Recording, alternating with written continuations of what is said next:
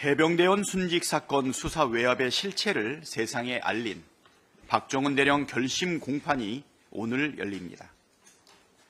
잠시 기억을 되짚어 보겠습니다.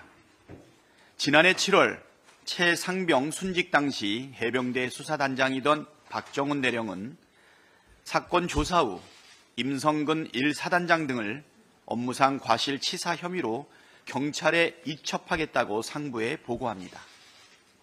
그런데 돌연 윤석열 대통령이 관련 보고를 받고 이런 일로 사단장까지 처벌하면 누가 사단장을 할 수 있겠냐며 경로했다는 의혹이 제기됩니다. 이 유명한 대통령 경로설 직후 상황은 급반전합니다. 대통령과 이종섭 당시 국방장관 등이 조직적인 수사 축소 및 외압을 자행했고 그 덕에 가장 큰 책임이 있는 임성근 사단장은 결국 모든 혐의를 벗었다는 게 수사 외압 사건의 핵심입니다. 임성근 전 사단장이 책임을 면한 것은 김건희 여사와 친분이 있기 때문이라는 의혹까지 제기됐습니다. 국방의 의무를 다한 한 청년의 죽음을 이런 일 따위로 치부한 윤석열 대통령의 비천한 인식은 지금 생각해도 섬뜩하고 치가 떨립니다. 국가 안보를 최고의 가치로 삼아야 할 군 수뇌부가 제 몸 하나 살자고 온갖 더럽고 부당한 압력을 가한 것은 결코 용서받지 못할 범죄입니다. 민주당은 해병대원 특검법을 21대 국회에서 1번, 22대 국회에서 2번 의결했지만 윤석열 대통령의 거부권에 가로막혀 결국 폐기됐습니다. 그러나 진상규명을 우리는 포기할 수 없습니다. 저희는 지난 6월에 해병대원 순직 사건 국정조사 요구서를 제출했습니다.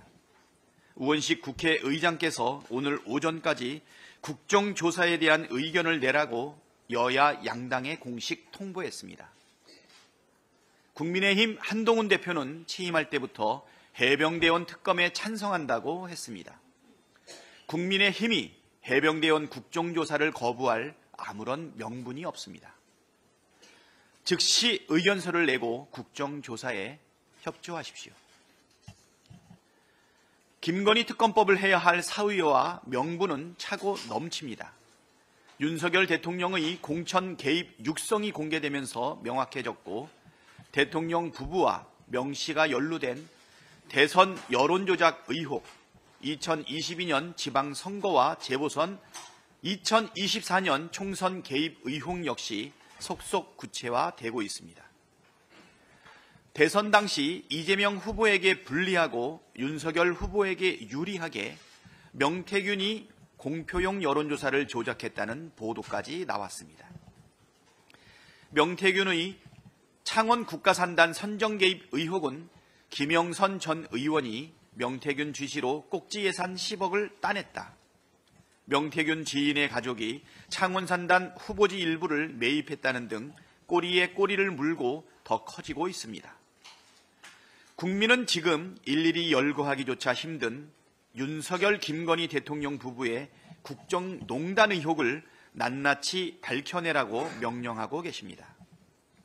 그럼에도 윤석열 정권은 자신들과 연관된 헌정파괴 국기문란 범죄를 은폐하기 위해 거짓말을 일삼고 제1야당 대표 죽이기에 더욱 몰두하고 있습니다.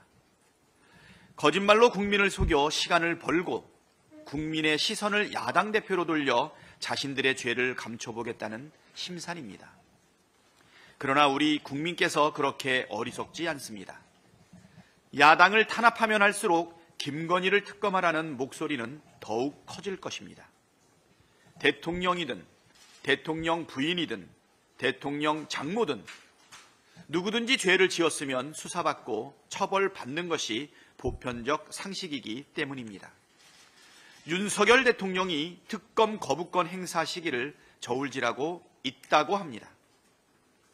민심을 배반하는 특검 거부는 정권 몰락으로 이어질 것입니다. 이상입니다.